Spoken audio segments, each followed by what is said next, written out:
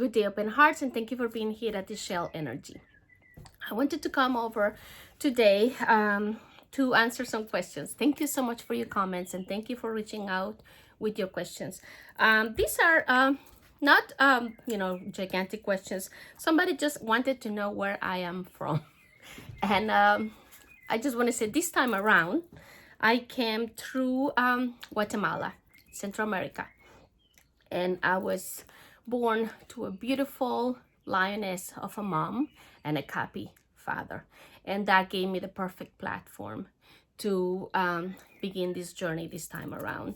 I was brought up in the Catholic religion from the beginnings all the way until I became a teacher.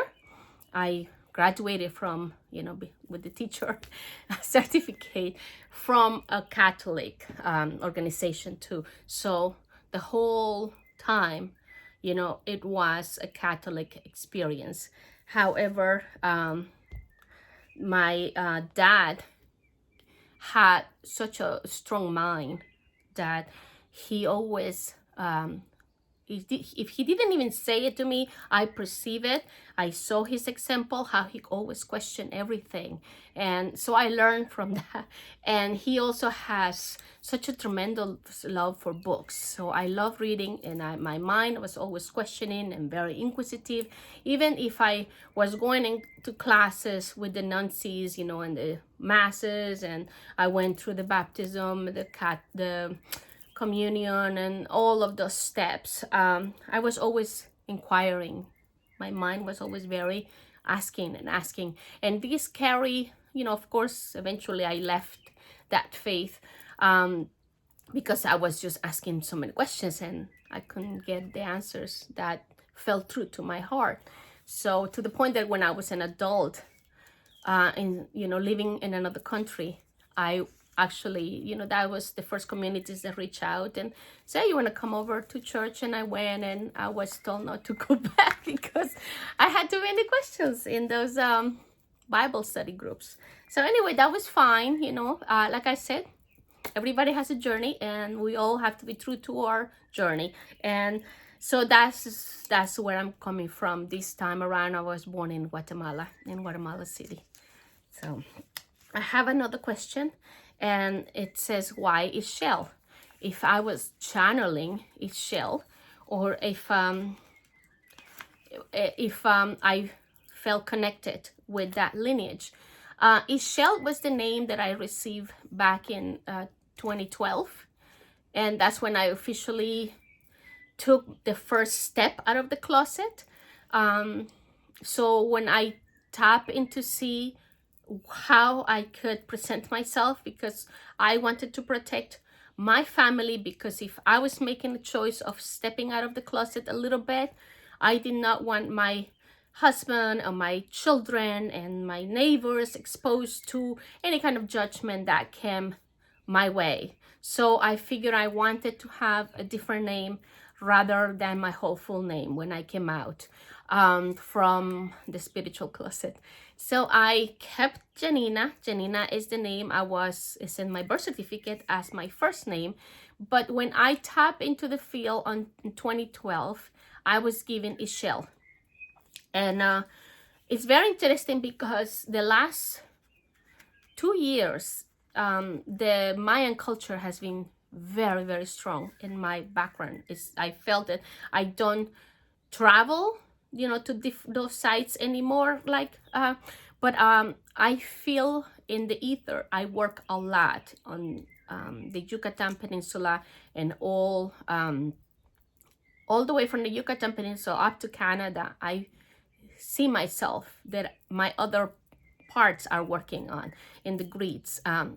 I will explain that in another video, but I do feel very connected to that. And then I tapped into the field a couple of years ago, about 3-4 years ago, to inquire more about the name, because I know I can do a search and it comes up, and Google and Wikipedia, who is Ixchel, but I was not very invested in following just the Wikipedia and the Google. I wanted to know more about it. So when I tapped into the field to see what came to me, I saw a lot of work that was done by this priestess. And in this, it was a terrain. It was not Guatemala. It was Mexico. And I saw all that. I saw the underground. I saw the top of the pyramids. I saw a jaguar. I saw crystals. And I saw myself doing healing work. I saw my people starving too. That was another, it was very difficult. That explained a lot to me. With now I'm so fussy with the diet and the eating and all that. So I saw that a few years ago when I tapped into the field, that was there available to me as a marker. So I felt like, yes, you know, that's why I guess the name Ixchel came to me. And that's why also when I began to do deeper meditations, I was taking underground. I should have brought the picture. There's a tree that I met. Yes, this tree that I met a few years back in Tikal. And that tree is a ceiba and has stayed with me for all these years. And that's the tree that I go underground. The tree opens and I go under, and there's steps to go down to a specific place where I do my meditations most of the time, not always. And that's where I met for the first time my guides, which even if you haven't met them, they are always around with you, always. So that's also regarding the question why I call myself Ixchel. And I was also asked if I was a Reiki master. I became a Reiki master also about 12 years ago. I don't remember very well. It began from one of my children's, one of my kids got very sick. And it just kind of following, you know, I always follow and the string, you know, where is this taking me to? Where is this? I'm always inquisitive. I'm always asking questions, and I'm always asking for the next step to be presented. So I became a Reiki master then. But then I stopped using the symbols also about a while ago, a long time ago, because it was a system of hierarchies, of lineage, of okay, like a club, like this is the club and we are the ones that have these codes. We are here, they are the people are here. So then I started feeling a separation type of thing. So that's when I stopped using them. And then more codes were presented to me and given to me, and I started using the codes that I was seeing, and they were presented to me. So I started using the new codes that were given to me, and I never used the other Reiki symbols anymore. I also very much respect and love the principles, you know, but I stopped resonating with the principles little by little as well, because they were I just stopped resonating with labels and anything that puts you in a box. So if it says I will not feel angry, and then I'm thinking, but is it bad that I'm angry? Anger is an emotion that is very powerful. It could be a jumping ground to bring you to a next level. So then I understand gratitude. Gratitude is the key that opens all the doors. It switches your vibrations so fast. I feel that gratitude is one of the keys to switch your vibration the fastest, but you cannot always get to gratitude right away. So like you cannot be reciting these tenets, you know, I will not today, I won't be great, I won't be angry just for today, I will be grateful just for today. So I realized the whole thing was about being just for today. Just for today, all will be. Just being. So that's what I kept from the principles of Reiki.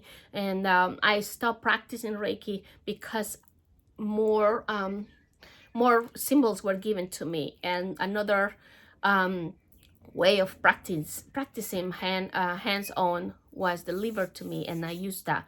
And there are people still using Reiki, and I honor their work. I have friends that are using Reiki. I believe it's very helpful to bring people to a next level of their journey. However, I feel that once you reach a certain level, to jump to the new platform that we have now, it might not be the way to continue. Okay, so my friends that are still using it are there because they need to open doors and guide and support people that need that level to bring them up. So I definitely love and respect my friends, friends that continue to practice Reiki, and I honor their path. Let me see. There was one other question. The other question is, do I consider myself a light worker? And I feel, like I said to you, everything that comes to our awareness is information. So to me, everybody is a light worker. The person that you watch in the news and whatever channel, Fox, ABC, whatever, they are light workers. They work the light. They work their light. They have their light inside themselves. That's what I feel the light is. The light is nothing but true source essence, the fabric of everything that exists, that is inside you, inside of all of us, that diamond heart that we all carry. That is the light to me.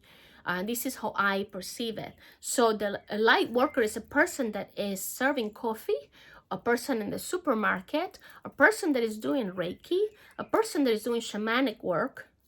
Everybody's a light worker. And light is light. It's not dark light and white light. For some people, they are invested in the path of, investigating, having these experiences with white light or the white hat and the black hat and some kind of, separation stuff, and all those other conspiracy theories, which I believe they all true, because they have groups of people that are invested in that timeline, continuing that narrative of story. So that is a journey that they must follow, because it brings them some sort of expansion and experience that they came here to have. So, but I don't subscribe to that. So to me, there's no white and black light and evil satanic stuff. That's the reason I don't do protective work. I walk every day with my field entirely open. My crown always is open, and I ground myself to the mother. And my field is open. I don't shield. I don't close my chakras and do all the stuff. I have not done that for a very long time. Probably from the time that I stopped using Reiki, I began walking with my field entirely open, because I understand, in my experience, everything is just information coming my way. Everything is light, and we are here working in the fields of source, and the fabric of all experience. And so when you go to a higher level, to the upper room, and take a look, everything is source. So that was one of my questions, if I consider myself as a light worker. And I feel like we're all light workers. We're all working our lights. Now it's imperative that you understand this, because the faster we understand this, the more intentional our ripples will be, and the quicker we will move towards working in the new platform that is already here for us. Okay, so those were the questions I wanted to address today. Thank you so much for your comments. Thank you so much for watching, and thumbs up and sharing. Divine blessings. Remember, we are the angels. Thank you for your open minds and your open hearts. Namaste.